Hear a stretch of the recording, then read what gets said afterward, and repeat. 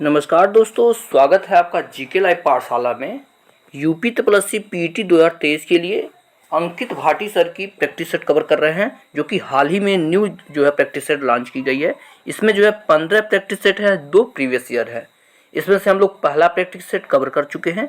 आज हम दूसरा प्रैक्टिस सेट कवर करेंगे, तो प्लीज़ आप लोग वीडियो को लाइक कीजिएगा, चैनल को जरूर सब्सक्राइब कीजिएगा। इससे पहले पहला प्रैक्टिस सेट न देखे हो तो जाकर जरूर उसे देखिएगा, बहुत सारा बेनिफिट इससे आपको मिलने वाला है। साथ ही साथ आपका 2023 का अंकित भाटी सर की बुक भी कवर हो रही है, लगभग पूरा का पूरा कवर हो चुका है।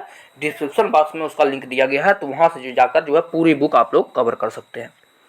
चलिए देर न करते शुरुआत करते हैं पहले क्वेश्चन से। दूसरे प्रैक्टिस सेट का क्वेश्चन है आपका, 1947 में लॉर्ड माउंटबेटन द्वारा घोषित भारत और पाकिस्तान के लिए सीमा आयोग के अध्यक्ष कौन थे? सही जवाब हो जाएगा ऑप्शन डी, ये थे आपके सिरिल रेडक्लिफ थे। ऑप्शन यहाँ से डी से होगा, सर रेडक्लिफ इन्हें भी कहा जाता है, तो आपका ऑप्शन नंबर यहाँ से डी हो जाएगा। अगला क्वेश्चन है आपका, 1881 में केसरी अखबार की स्थापना किसने की थी? सही जवाब हो जाएगा आपका ऑप्शन नंबर डी, बाल गंगाधर तिलक ने केसरी की स्थापना की थी। यहाँ से आपका डी से हो जाएगा। और केसरी मराठा भाषा का एक मराठी भाषा का समाचार पत्र था, ये भी क्वेश्चन बार बार पूछा जाता है। और बाल गंगाधर तिलक ने इसकी स्थापना 4 जनवरी 1881 में की थी। और स्वराज मेरा जन्मसिद्ध अधिकार है और मैं इसे लेकर रहूंगा, ये भी इनके वक्तव्य हैं, बार बार ये भी आपके पेपर में पूछा जाता है। अगला क्वेश्चन देखते हैं, तीसरे नंबर का क्वेश्चन यहाँ से दिया गया है आपका, महात्मा गांधी ने भारत में किसकी स्थापना की सिफारिश की, जहां लोग सरल जीवन एवं उच्च सोच के आदर्श का अनुसरण करते थे? सही जवाब हो जाएगा आपका ऑप्शन नंबर ए सही हो जाएगा, डी सही हो जाएगा। क्या आदर्श गांव की स्थापना की थी? ऑप्शन यहाँ से डी सही हो जाएगा। और यहीं एक योजना भी चली है, सांसद आदर्श ग्राम योजना, जो कि 11 अक्टूबर 2014 में शुरू की गई थी। ये भी क्वेश्चन आपके पेपर में छपते रहते हैं। नेक्स्ट क्वेश्चन है, निम्नलिखित में से किस वेद को गीत की पुस्तक यानी मंत्रों का वेद या गीत का योग भी कहा जाता है? चौथा क्वेश्चन है, सही जवाब हो जाएगा आपका ऑप्शन ए, सामवेद को। संगीत का जनक भी इसे ही माना जाता है, सामवेद को। यह एक पूरा रूप से पद्य में है और यह सूर्य देवता को समर्पित वेद है। सामवेद में कुल 1869 मंत्र हैं, ये भी क्वेश्चन पूछा जाता है, जिसमें 1474 वेद मंत्र वह ऋग्वेद से ही लिए गए हैं। नेक्स्ट क्वेश्चन देखते हैं, यहां से दिया गया है आपका, पार्श्वनाथ जो एक क्षत्रिय और बनारस के राजा अश्वसेन के पुत्र थे, वह कौन से जैन तीर्थकर थे? सही जवाब हो जाएगा पार्श्वनाथ जी के अगर बारे में बात करें तो यह 23वें जैन तीर्थकर थे। ऑप्शन नंबर यहाँ से ए सही हो जाएगा। 24वें की अगर बात करें तो आपके महावीर स्वामी थे। प्रथम तीर्थंकर के बारे में पूछा जाता है तो प्रथम तीर्थंकर आपके ऋषभ देव थे। यहीं पार्श्वनाथ का प्रतीक चिन्ह सर्पन था। जैन धर्म का प्रथम तीर्थंकर ऋषभ देव का प्रतीक चिन्ह के बारे में पूछा जाता है तो वह था आपका ऋषभ या बैल था। ये भी क्वेश्चन बार बार पूछा जाता है। नेक्स्ट क्वेश्चन देखते हैं, दिया गया आपका, अशोक के शासन काल की सबसे महत्वपूर्ण घटना कलिंग आधुनिक युग में क्या नाम था उसका? पर विजय की थी। यानी कलिंग का इस समय क्या नाम है, जो उनके जीवन का एक महत्वपूर्ण परिवर्तन सिद्ध हुआ था? सही जवाब है कलिंग का आधुनिक नाम ओडिशा है। ऑप्शन यहाँ से डी से होगा, क्या? ओडिशा है, जिसमें कलिंग युद्ध की अगर हम बात करें तो 261 ईसा पूर्व लड़ा गया था। इसी युद्ध के बाद बौद्ध ने धर्म या बौद्ध धर्म अपना लिया था। अगला क्वेश्चन देखते हैं, दिया गया आपका, निम्नलिखित संगीतकारों में से वह कौन है? आगे देखते हैं क्या दिया गया। निम्नलिखित संगीतकारों में से वह कौन है जो 1253 से 1325 तक जीवित थे और जिन्हें पारंपरिक तबला और सितार के आविष्कार के रूप में जाना जाता है? तो आपको पता है ऑप्शन नंबर यहाँ से बी सही हो जाएगा, अमीर खुसरो। ये कई राजाओं के शासन में रहे थे। ये 7 सुल्तानों का शासनकाल देखा था और इन्होंने अमीर खुसरो को खड़ी बोली का जनक भी कहा जाता है। ये भी क्वेश्चन बार बार पूछा जाता है। इन्हें तोता ए हिंद के नाम से जाना जाता है और कव्वाली के जनक भी इन्हें ही माना जाता है। अगला क्वेश्चन देखते हैं, दिया है निम्नलिखित में से कौन सा विकल्प सुमेलित नहीं है? 8वां है। सही जवाब हो जाएगा ऑप्शन ए, करो या मरो का नारा जो है आपका महात्मा गांधी जी ने दिया था, न कि लाला लाजपत राय ने। यहां से आपका ऑप्शन ए सही हो जाएगा। बाकी इंकलाब जिंदाबाद जो है भगत सिंह ने दिया था। स्वराज मेरा जन्मसिद्ध अधिकार है, मैं इसे लेकर रहूंगा, बाल गंगाधर तिलक ने दिया था। इंकलाब जिंदाबाद भगत सिंह ने दिया था और करो या मरो का नारा जो है महात्मा गांधी जी ने दिया था। तुम मुझे खून दो मैं तुम्हें आजादी दूंगा, सुभाष चंद्र बोस जी ने कहा था। बिल्कुल सही है। अगला क्वेश्चन है, तख्त-ए-अकबरी नामक मंच जहां पर अकबर का सम्राट के रूप में राज्याभिषेक किया गया था, किस राज्य में स्थित है? इसका जवाब हो जाएगा ऑप्शन डी, यह जो है पंजाब राज्य में स्थित है। ऑप्शन यहाँ से डी से होगा, कहाँ? पंजाब राज्य में यह स्थित है। कब हुआ था? 14 फरवरी 1556 को पंजाब के काला रौन नामक स्थान पर अकबर का राज्याभिषेक हुआ था। इस बीच को ध्यान रखिए। और उस समय अकबर की आयु कितनी थी, ये भी आपके पेपर में पूछा जाता है। तो उस समय जो है 13 वर्ष 4 महीने अकबर की उम्र थी और जो है जलालुद्दीन मुहम्मद अकबर जो है के उपाधि से सिंहासन पर बैठा था।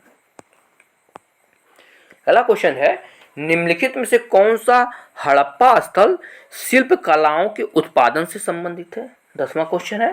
सही जवाब हो जाएगा आपका ऑप्शन बी, मांडा है।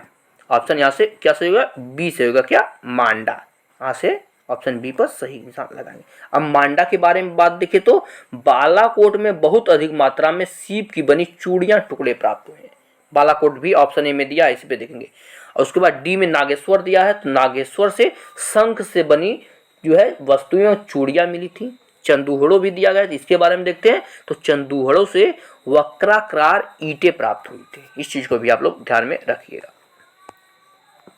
नेक्स्ट क्वेश्चन है, भारत के 4 हिल स्टेशन नीचे दिए गए हैं, कौन कौन? जो है मन्नार, माउंट आबू, कुर्क, डलहौजी। आगे देखते क्या दिया है, इनमें से कौन दक्षिण से उत्तर की ओर उसके स्थानों का सही क्रम है?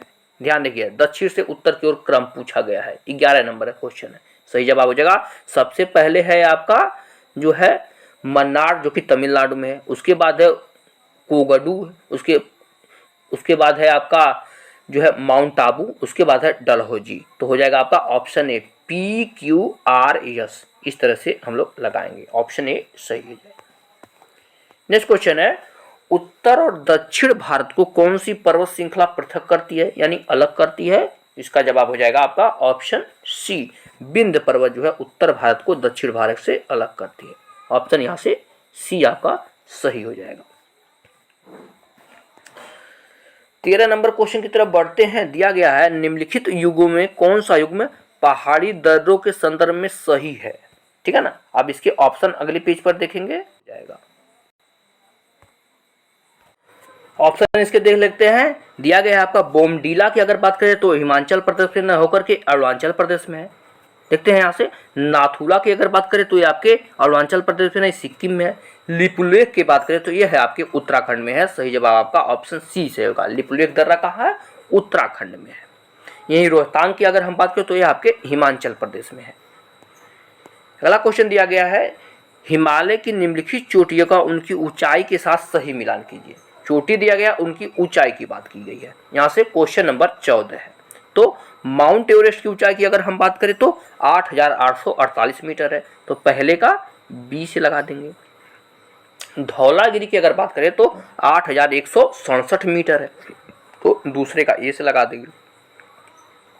कामेट की अगर बात करें तो इसकी ऊंचाई जो है आपका 7,756 मीटर है, तो तीसरे का डी से मिलाएंगे। बचा आपका अन्नपूर्णा, तो इसकी ऊंचाई 8,091 मीटर है। तो इस तरह से हम मिलान करेंगे। सही जवाब हो जाएगा इसका ऑप्शन नंबर यहाँ से ए से होगा। पहले का बी से, दूसरे का ए से, तीसरे का डी से और चौथे का सी से हम लोग मिलान करेंगे। नेक्स्ट क्वेश्चन है, कम से कम कितनी वर्ष की अवधि के दौरान किसी स्थान के मौसम की अवस्थाओं तथा विविधताओं की औसत परिस्थितियां वहां की जलवायु कहलाती है? सही जवाब हो जाएगा कम से कम 30 वर्ष जो है वहाँ का मौसम वैसा बनना रहना चाहिए, तभी जो है वहाँ के मौसम को, वहाँ का जलवायु घोषित कर दिया जाता है। ऑप्शन नंबर यहाँ से बी आपका सही हो जाएगा। नेक्स्ट क्वेश्चन की तरफ बढ़ते हैं। दिया गया है आपका, थोड़ा इधर करते हैं ताकि आपको अच्छे से दिखाई दे। निम्नलिखित में से किसने सबसे पहले यह तर्क दिया कि उच्च घाटे की स्थिति में लोन धन की अधिक बचत करते हैं? इसका जवाब हो जाएगा आपका ऑप्शन सी। सर्वप्रथम यह बात जो है डेविस रिकार्डो ने किया था। ऑप्शन यहां से सी सही होगा। किसने? डेविस रिकार्डो। अगला क्वेश्चन देखते हैं। दिया गया है आपका, गिनी गुणांक का प्रयोग किसके लिए किया जाता है? 17 नंबर क्वेश्चन है। सही जवाब हो जाएगा ऑप्शन बी। यह जो है आय असमानता को मापने के लिए किया जाता है। ऑप्शन यहाँ से बी से होगा। किस लिए? आय असमानता को मापने के लिए इसका किया जाता है। और यह गिनी गुणांक जो है वर्ष 1912 में इटली के जो है सांख्यिक कोरेड गिनी ने विकसित किया था इसे। अगला क्वेश्चन है, भारत में हरित क्रांति के जनक नॉर्मन बोरलॉग किस देश से हैं? तो नॉर्मन बोरलॉग की बात करें तो यह संयुक्त राज्य अमेरिका के निवासी थे। ऑप्शन यहाँ से ए से होगा। कहाँ के थे? संयुक्त राज्य अमेरिका के थे। और हरित क्रांति जो है 1966 में प्रारंभ की गई थी। अगला क्वेश्चन देखते हैं नेक्स्ट पेज पर। प्लीज आप लोग जो है फिर से बोल रहे हैं, वीडियो को लाइक जरूर करते रहिएगा, चैनल को आप लोग सब्सक्राइब करना न भूलिएगा। अब देखते हैं 19 नंबर का क्वेश्चन। यहाँ से दिया गया है आपका, भारत में स्टॉक मार्केट के विनियमन के लिए कौन सी केंद्रीय एजेंसी जिम्मेदार है? इसका जवाब हो जाएगा ऑप्शन डी। यह सब जो है सेबी के देखरेख में होती है। ठीक है ना? यह गैर सांख्यिकी संवैधानिक निकाय है। भारत के स्टॉक मार्केट के विनियमन के लिए सेबी जिम्मेदार होती है। अब सेबी की स्थापना की अगर बात करें तो 1988 में इसकी स्थापना हुई थी और इसे 1992 में वैधानिक निकाय का दर्जा प्राप्त हो गया था। यह क्वेश्चन आपके लिए इंपॉर्टेंट हो जाता है यहाँ से। अगला क्वेश्चन है आपका, जीएसटी परिषद में कितने सदस्य हैं? सही जवाब हो जाएगा जीएसटी परिषद में कुल जो है 33 सदस्य होते हैं। ऑप्शन यहाँ से ये सही होगा। क्या? 33 सदस्य होते हैं। और इसमें अगर बात करें तो जो है वित्त मंत्री, संघ के राजस्व वित्त मंत्री और राज्यों के वित्त अथवा कराधान प्रकार के जो सभी मंत्रियों को नामित किया जाता है। अगला क्वेश्चन देखते हैं। दिया गया है आपका, सही सुमेलित नहीं है। पूछा गया इसमें से कौन सा है जो सही सुमेलित नहीं है? तो सही जवाब हो जाएगा ऑप्शन डी। संघ लोक सेवा आयोग का जो है अनुच्छेद 318 में वर्णन नहीं किया गया है। ठीक है ना? ऑप्शन नंबर यहाँ से डी सही होगा, क्योंकि देखते हैं क्या दिया गया है। ऑप्शन नंबर यहाँ से आपका डी सही है। बाकी प्रशासनिक न्यायाधिकरण अनुच्छेद 323 क में है। वित्त आयोग 280 में आता है। ठीक है ना? आपका ऑप्शन नंबर यहाँ से डी आपका सही हो जाएगा। पहला क्वेश्चन है, संघ लोक सेवा आयोग का वह है वर्णन 315 में है, न कि 318 में। नेक्स्ट क्वेश्चन है 22 नंबर का, सरकारिया आयोग की संस्तुतियां निम्नलिखित में से किससे संबंधित है? 22 नंबर का क्वेश्चन है। सही जवाब है सरकारिया आयोग किसके लिए बना था? केंद्र राज्य संबंध के लिए बना था। ऑप्शन यहाँ से आपका डी सही होगा। केंद्र राज्य संबंधित है सरकारिया आयोग। सरकारिया आयोग के गठन की अगर हम बात करें तो 1983 में इसका गठन हो गया था। ठीक है ना? 1983 में सरकारिया आयोग का गठन किया गया था। किसके सिफारिश पर? जो है स्वास्थ्य संबंधी मांगों के सिफारिश देने पर यह किया गया था। केंद्र राज्य संबंधों से अन्य समितियां जो है बार बार पूछा जाता है कि कौन सी समिति है जो केंद्र राज्य संबंध के लिए बनी थी। तो आपका होता है राजमन्नार आयोग जो कि 1969 में बनी थी, और यम पुंछी आयोग जो कि 2007 में बनी थी। ये भी आपका केंद्र और राज्य से जो है संबंध से संबंधित है। अगला क्वेश्चन है, भारतीय संविधान के अंतर्गत निम्नलिखित में से कौन सा मूल कर्तव्य नहीं है? सिंपल सा क्वेश्चन है। सही जवाब है लोक चुनाव में मतदान करना। यह जो है मौलिक कर्तव्य आपका नहीं है, यह आपका कानूनी अधिकार है। यही मौलिक कर्तव्य की अगर हम बात करें तो सरदार स्वर्ण सिंह समिति की अनुशंसा पर 42वें संविधान संशोधन द्वारा 1976 में संविधान के भाग 4 क में से जोड़ा गया था। ठीक है ना? यह जो है आपका मौलिक कर्तव्य हो गया था। अगला क्वेश्चन देखते हैं 24 नंबर का क्वेश्चन है आपका, एक उच्च न्यायालय का न्यायाधीश अपना त्यागपत्र किसे संबोधित करता है? इसका जवाब हो जाता है आपका ऑप्शन नंबर यहाँ से ए सही होगा, भारत के राष्ट्रपति को यह सौंपता है। किसे सौंपता है? भारत के राष्ट्रपति को सौंपता है। ऑप्शन आपका 24 नंबर क्वेश्चन का ए सही हो जाएगा। बढ़ते हैं अगले क्वेश्चन की तरफ। 25 नंबर का क्वेश्चन दिया गया है, 73वें संवैधानिक संशोधन अधिनियम द्वारा भारतीय संविधान में कौन सा भाग जोड़ा गया था? बहुत ही इंपॉर्टेंट क्वेश्चन है, यह जो हो जाएगा ऑप्शन ए सही हो जाएगा। भारतीय संविधान में भाग 9 जोड़ा गया था, ऑप्शन ए सही हो जाएगा। 73वां संविधान संशोधन अधिनियम 1992 द्वारा जो है भाग 9 जोड़ा गया था। अगला क्वेश्चन देखते हैं, दिया गया है आपका, मनुष्यों के लिए ध्वनि की श्रव्य सीमा कितनी होती है? सही जवाब के लिए जो है अगले पेज पर आएंगे, 2 ऑप्शन यहाँ दिख रहे हैं, 2 ऑप्शन हम लोग अगले पेज पर सही जवाब हो जाएगा 20 हर्ट्ज से लेकर 20,000 हर्ट्ज तक होती है। ऑप्शन यहाँ से डी आपका सही हो जाएगा। यानी ध्वनि तरंगों की बात करें तो यह एक अनुदैर्ध्य तरंगे होती हैं, ठीक है। ये भी आपके क्वेश्चन पूछा जाता है। अगर 20 हर्ट्ज से कम आवाज है तो वह अपश्रव्य ध्वनि के अंतर्गत आता है, ठीक है ना। श्रव्य ध्वनियाँ 20 से 20,000 हर्ट्ज, अब 20,000 से अधिक है हर्ट्ज तो यह ध्वनियाँ जो है पराश्रव्य ध्वनियाँ कहलाती हैं। इसे भी आप लोग ध्यान में रखिएगा। आगे देखते हैं 27 नंबर का क्वेश्चन है, ध्वनि की गति की सबसे तेज होती है किसमें? सही जवाब हो जाएगा ऑप्शन ए, लोहा में होती है। यानी ठोस की अगर हम बात करें तो यहाँ पर ध्वनि की गति सबसे तेज होती है, जैसे लोहा हो गया, इस्पात हो गया, ये सब है। अगर वायु में ध्वनि की गति की अगर बात करें तो 332 मीटर प्रति सेकंड होती है हवा में ध्वनि का। निर्वात में अगर बात करें तो ये भी बार बार पूछा जाता है कि निर्वात में ध्वनि की चाल कितनी होती है, तो निर्वात में ध्वनि की चाल 0 होती है, क्योंकि निर्वात में ध्वनि सुनाई नहीं देती है। तथा जल की अगर हम बात करें तो 1493 मीटर पर सेकंड होती है जो है जल में ध्वनि की चाल। और यहीं ठोस की बात करें या लोहे की तो 5130 मीटर पर सेकंड होती है ठोस में या लोहे में ध्वनि की चाल। अगला क्वेश्चन है 28 नंबर का, निम्नलिखित में से कौन सा विकल्प लेड का चिन्ह है? सही जवाब हो जाएगा ऑप्शन ए, पीबी बोलते हैं लेड को। ऑप्शन यहां से ए सही होगा, क्या बोलते हैं? पीबी बोलते हैं। इसका जो है परमाणु भार की बात करें, ये भी पूछा जाता तो इसका परमाणु भार जो है 208 है, और परमाणु क्रमांक की अगर हम बात करें तो 82 इसका परमाणु क्रमांक होता है। नेक्स्ट क्वेश्चन है आपका, निम्नलिखित में से किसका उपयोग फलों को पकाने के लिए किया जाता है? सही जवाब है आपका एथिलीन का उपयोग किया जाता है फलों को पकाने के लिए। ऑप्शन सी यहाँ से सही हो जाएगा। एथिलीन का सूत्र की अगर बात करो C2H4 होता है इसका सूत्र, ठीक है। अगला क्वेश्चन देखते हैं 30 नंबर का दिया गया है आपका, कवकों का अध्ययन क्या कहलाता है? सही जवाब हो जाएगा ऑप्शन सी, कवकों का अध्ययन जो है माइकोलॉजी कहलाता है। ऑप्शन यहाँ से सी से होगा, क्या? माइकोलॉजी हो जाएगा था कवकों का अध्ययन। यहीं आपका हेमेटोलॉजी ऑप्शन में दिया गया है तो यह होता है रक्त का अध्ययन, हेमेटोलॉजी से कहलाता है। इकोलॉजी दिया गया तो इसके अंतर्गत जो है जीवों और उनके पर्यावरण या पारस्परिक संबंध का अध्ययन कर जाता है। साइकोलॉजी यहीं दिया गया, इसकी बात करें तो इसके अंतर्गत व्यवहार का अध्ययन किया जाता है साइकोलॉजी के अंतर्गत। देखिए यहाँ से जो है आपका जीके का सेक्शन पूरा होता है।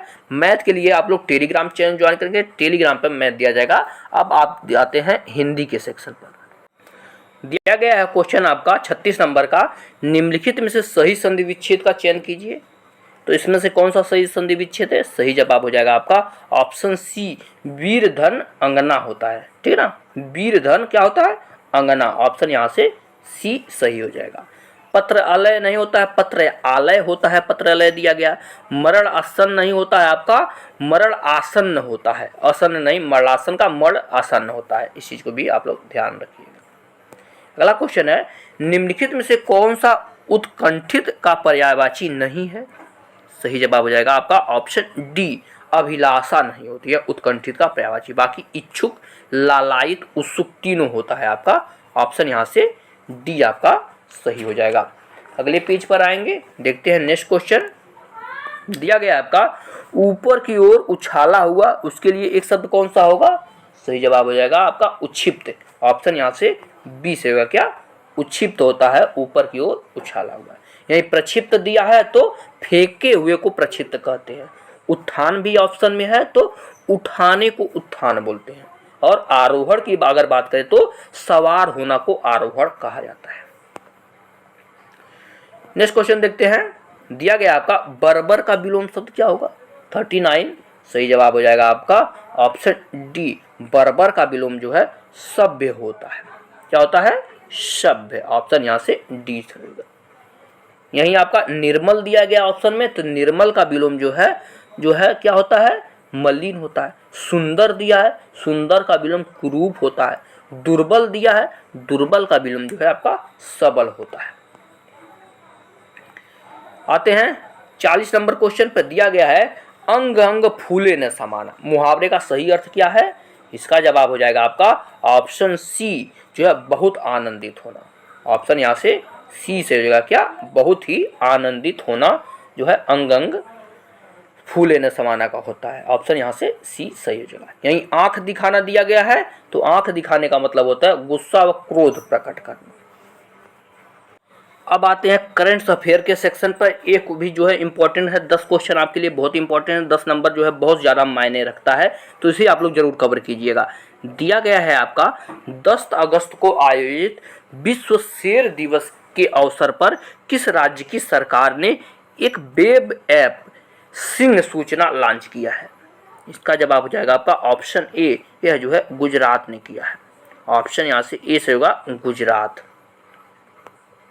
अगला क्वेश्चन है, हाल ही में किस राज्य को वर्ष 2023 के लिए सर्वश्रेष्ठ अंग तथा ऊतक प्रत्यारोपण का पुरस्कार दिया गया? सही जवाब हो जाएगा आपका ऑप्शन सी, यह मिला आपका तमिलनाडु को। ऑप्शन यहाँ से सी से होगा, किसे मिला है? तमिलनाडु। अगला क्वेश्चन है, एशियाई हॉकी चैंपियनशिप 2023 का खिताब भारत ने फाइनल में निम्न में से किस देश को पराजित कर जीता?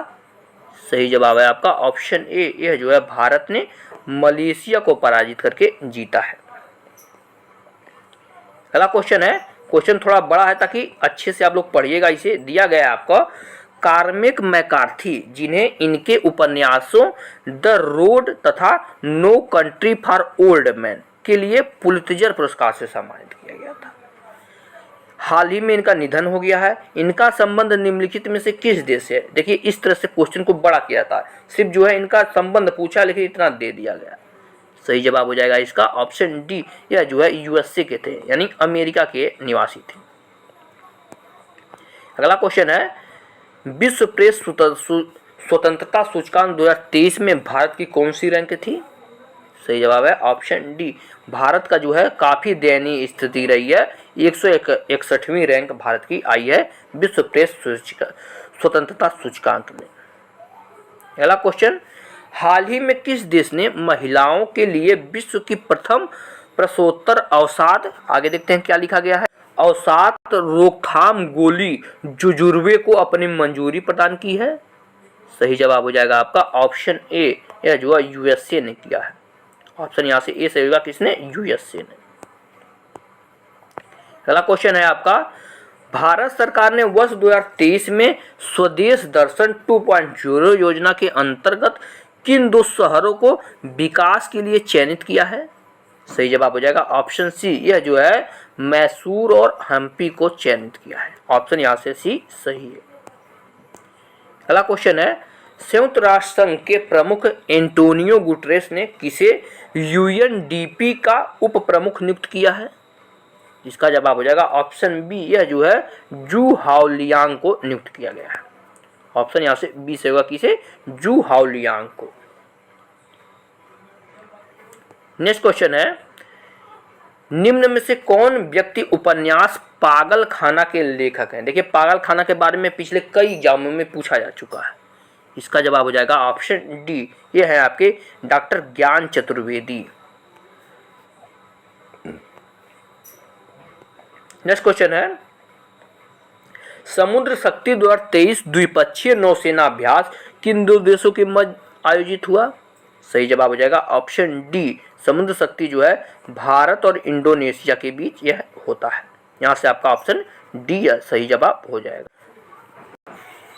अब अगले क्वेश्चन में यहाँ से स्टैटिक जीके आता है, जो आपके लिए बहुत ही इंपॉर्टेंट है। क्वेश्चन दिया है 61 नंबर का, पहला पृथ्वी शिखर सम्मेलन इस वर्ष रियो डी जनेरियो में आयोजित किया गया। कौन से जो है वर्ष किया गया था? सही जवाब है पहला जो है पृथ्वी शिखर सम्मेलन 1992 में रियो डी जनेरियो में हुआ था। ठीक है, और इस सम्मेलन में पर्यावरण संरक्षण को ध्यान रखते हुए विभिन्न विषयों पर संधि हुई थी। ऑप्शन नंबर यहाँ से ए सही हो जाएगा। अगला क्वेश्चन है, द ग्रेट इंडियन नावल पुस्तक के जो है प्रसिद्ध राजनीतिज्ञ किनके द्वारा लिखी गई थी? सही जवाब हो जाएगा आपका ऑप्शन नंबर यहाँ से डी से होगा। यह लिखी गई है आपका शशि थरूर के द्वारा। ऑप्शन यहाँ से डी से होगा। किनके द्वारा? शशि थरूर के द्वारा यह लिखी गई है। और शशि थरूर की जो है अन्य पुस्तकों की बात करें तो the era of darkness, the Ballad of belonging right, the novel Nehru, ये सब पुस्तक जो है इनके द्वारा लिखी गई है। अगला क्वेश्चन है, निम्नलिखित में से किस राज्य में श्रीविल्लुपुथुर हाथी अभ्यारण्य स्थित है? सही जवाब हो जाएगा आपका ऑप्शन नंबर सी, ये है आपके तमिलनाडु में स्थित है। कहाँ स्थित है? तमिलनाडु में यह स्थित है। और वर्तमान में अगर बात करें तो भारत में कुल 33 टाइगर रिजर्व हैं। यह जो है क्वेश्चन पूछा जाता है। और हाथी जो है दिवस की बात करें तो 12 अगस्त को जो है विश्व हाथी दिवस मनाया जाता है। अगला क्वेश्चन है आपका, भारत में प्रतिवर्ष राष्ट्रीय बालिका दिवस कब मनाया जाता है? सही जवाब हो जाएगा आपका ऑप्शन नंबर यहाँ से डी सही हो जाएगा। जो है 24 जनवरी को राष्ट्रीय बालिका दिवस मनाया जाता है। ऑप्शन डी यहाँ से सही हो जाएगा। यहीं बात करें कुछ अन्य महत्वपूर्ण दिवस की बात करें तो इसे भी देख लीजिएगा। आपका जो है 2 फरवरी को विश्व आर्द्रभूमि दिवस मनाया जाता है। 5 जून के बारे में बार बार पूछा जाता है, विश्व पर्यावरण दिवस है। 12 मई बार बार पूछा जाता हो, अंतर्राष्ट्रीय जो है नर्स दिवस है। नेक्स्ट क्वेश्चन की तरफ बढ़ते हैं अगले पेज पर।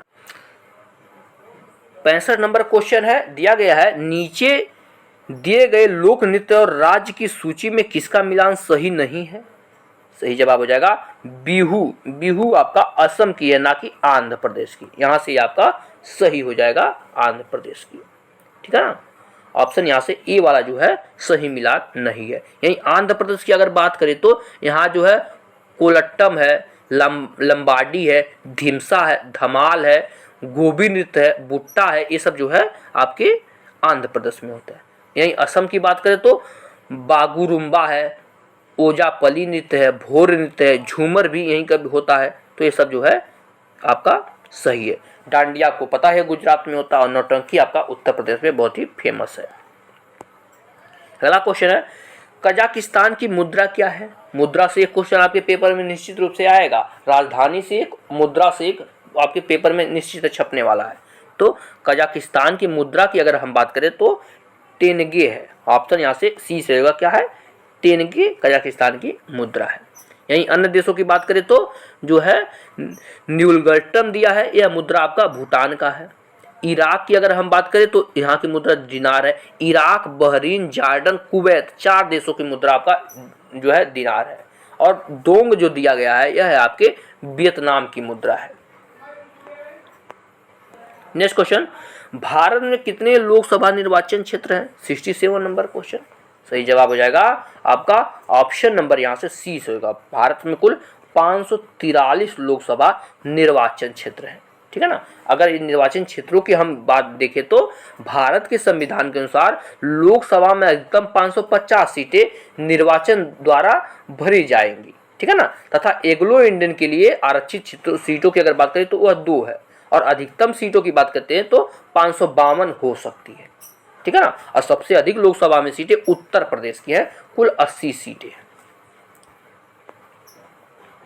अगला क्वेश्चन देखते हैं। दिया गया है, निम्नलिखित में से किस राज्य में कजली पेंटिंग्स पारंपरिक रूप से संबंधित है जिसे ब्रश का उपयोग नहीं किया जाता है? इसका जवाब हो जाएगा आपका ऑप्शन डी। राजस्थान में कजली पेंटिंग बहुत ही फेमस है। ऑप्शन यहाँ से डी से होगा। कहाँ पर? राजस्थान में। अगला देखते हैं, यही कुछ और चित्रकला देख लेते हैं जिनके बारे में पूछा जाता है। जैसे पट्टचित्र की बात करें तो उड़ीसा में फेमस है। कलजुथु चित्र की बात करें तो केरल में है। फट जो है चित्रकला की बात करें तो राजस्थान में है। कलमकारी की बात करें तो आंध्र प्रदेश में फेमस है। मधुबनी चित्रकला की बात करें तो बिहार में फेमस है। ऐसे पेपर में छुपते रहते हैं। ग्रैमी पुरस्कार जीतने वाली पहली भारतीय महिला कौन है? 69 नंबर क्वेश्चन। सही जवाब हो जाएगा ऑप्शन डी, तानवी शाह है जिन्होंने पहली बार जो है ग्रैमी पुरस्कार जीता है। और ग्रैमी अवार्ड की अगर हम बात करें तो यह संगीत में उत्कृष्ट उपलब्धि की हेतु यह जो है दिया जाता है। 70 नंबर का क्वेश्चन है, कौन सा भारतीय राज्य अपनी सीमाओं को अधिकतम राज्यों के साथ साझा करता है? सिंपल सा क्वेश्चन है। सही जवाब है उत्तर प्रदेश है। सबसे ज्यादा राज्यों के साथ जो है उत्तर प्रदेश की सीमाएं मिलती रहती हैं। ठीक है ना। उत्तर प्रदेश की अगर बात करें तो 8 राज्यों के साथ इसकी सीमा मिलती है। कौन कौन? बिहार, राजस्थान, हरियाणा, उत्तराखंड, मध्य प्रदेश, हिमाचल प्रदेश, झारखंड और छत्तीसगढ़, इतने राज्यों के साथ उत्तर प्रदेश की सीमाएं मिलती हैं। अब देखिए यहाँ से 71 से 75 तक जो है गद्यांश दिया गया, तो हम लोग गद्यांश को अच्छी तरह से पढ़ेंगे, इसके बाद इसके जो है आंसर देंगे। दिया गया है गद्यांश को एक बार हम लोग सरसरी नज़र से पढ़ लेते हैं। दिया गया है, आवश्यकता इस बात की है कि हमारी शिक्षा का माध्यम भारतीय भाषा हो, जिसमें राष्ट्र के हृदय मन प्राण के सूक्ष्मतम और गंभीरतम संवेदन मुखर हो, और हमारा पाठ्यक्रम यूरोप तथा अमेरिका के पाठ्यक्रम पर आधारित न होकर हमारी अपनी संस्कृत परंपराओं एवं आवश्यकताओं का प्रतिनिधित्व करे। भारतीय भाषाओं, भारतीय इतिहास, भारतीय दर्शन, भारतीय धर्म और भारतीय समाजशास्त्र को हम सर्वोपरि स्थान दें और उन्हें अपने शिक्षा क्रम में गौण स्थान देकर या शिक्षित जन को उनसे वंचित रखकर हमने राष्ट्रीय संस्कृति में एक महान रिक्त को जन्म दिया है, जो नई पीढ़ी को भीतर से खोखला कर रहा है। आगे देखते हैं, हम राष्ट्रीय परंपरा से ही नहीं, सामायिक जीवन प्रवाह से भी दूर जा पड़े हैं। विदेशी पश्चिमी चश्मों के भीतर से देखने पर अपने घर के प्राणी भी बेपहचाने और अजनबी से लगते हैं। शिक्षित जन और सामान्य जनता के बीच की खाई बढ़ गई है और विश्व संस्कृति के दावेदार होने का दंभ करते हुए भी हम अपने घर में ही बामन बनकर रह गए हैं। इस स्थिति को हास्यास्पद ही कहा जा सकता है। यह आपका गद्यांश है। अब इसके क्वेश्चन देखते हैं कैसे बन रहे हैं। पहला क्वेश्चन है, हमारी शिक्षा का माध्यम भारतीय भाषा इसलिए होना चाहिए क्योंकि उसमें क्या होता है? सही जवाब है ऑप्शन डी, भारतीय मानस का स्पंदन ध्वनि होती है। ऑप्शन यहाँ से डी से होगा क्या? भारतीय मानस का स्पंदन ध्वनि होती है। नेक्स्ट क्वेश्चन है, हमारी शिक्षा में ऐसे पाठ्यक्रम की आवश्यकता है जिसमें क्या होना चाहिए? सही जवाब है ऑप्शन बी, इसमें जो है भारतीय संस्कृत परंपरा का जो है प्रतिनिधित्व होना चाहिए। नेक्स्ट क्वेश्चन देखते हैं। दिया गया है, उपरोक्त गद्यांश का सर्वाधिक उपयुक्त शीर्षक क्या हो सकता है? सही जवाब है इसमें जो है हमारी शिक्षा माध्यम और पाठ्यक्रम हो सकता है, क्योंकि जो है इसमें हमारी शिक्षा का बात ही किया गया है। अगला क्वेश्चन है, शिक्षित जन और सामान्य जनता में निरंतर अंतर बढ़ने का कारण है कि हम क्या करते हैं? इसका जवाब है ऑप्शन सी, हम विदेशी चश्मे लगाकर अपने लोगों को देखते हैं। ऑप्शन यहाँ से सी आपका सही हो जाएगा। 75 नंबर का क्वेश्चन है, हमें राष्ट्रीय संस्कृत परंपरा के साथ जुड़ना चाहिए। क्यों जुड़ना चाहिए? सही जवाब है भारतीय नव समाजशास्त्र से जुड़ना चाहिए। ऑप्शन यहाँ से डी से। उसके बाद जो है 76 से 80 तक एक गद्यांश दिया गया है, इसे भी हम लोग देखेंगे, लेकिन आप लोग प्लीज़ तब तक वीडियो को एक बार लाइक कर दीजिए। प्लीज़ आप लोग लाइक जरूर कर दीजिए। दिया गया है आपका, सादा जीवन उच्च विचार। यह मुहावरा सुनने में कितना मनमोहक है, परंतु इसके अनुरूप जीवन को ढालना अत्यंत कठिन है। इस मुहावरे को साकार कर जीवन में उतारने वाले डॉक्टर सर्वपल्ली राधाकृष्णन उन महापुरुषों की श्रेणी में आते हैं जिनकी कथनी और करनी में कोई अंतर न था। वे जो कहते थे उसे करके ही दम लेते थे।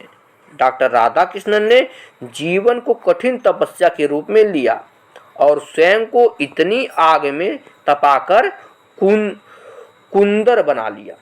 तदंतर उनकी चमक से संपूर्ण विश्व प्रकाशित हो उठा। वे किसी राजनीतिक दल अथवा जोशीले भाषण के बल पर दुनिया में पूजनीय नहीं हुए, बल्कि उन्होंने इस सम्मान और ऊंचाई को अपनी योग्यता के बल पर प्राप्त किया।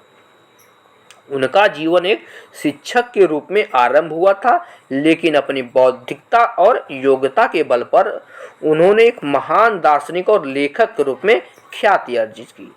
साथ ही वे एक ओजस्वी वक्ता के रूप में पहचाने गए। जब डॉक्टर राधाकृष्णन राष्ट्रपति पद पर आसीन हुए तो उन्हें 10,000 रुपये मासिक वेतन मिलता था, लेकिन वे मात्र 2,500 रुपये मासिक वेतन लेते थे। आगे देखते हैं, उनके वेतन की शेष राशि देश की उन्नति और विकास कार्यों में खर्च होती थी।